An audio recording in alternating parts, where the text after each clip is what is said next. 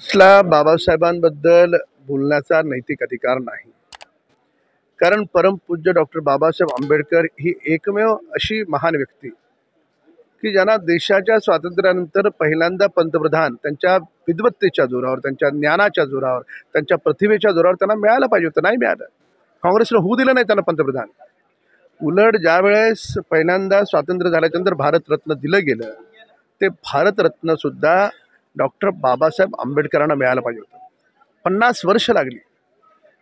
म्हणजे ज्यावेळेस 1990मध्ये व्ही.पी. सिंगांचं सरकार आलं, ज्या सरकारला भाजपचं समर्थन होतं, त्यावेळेस त्यांना भारतरत्न मिळालं.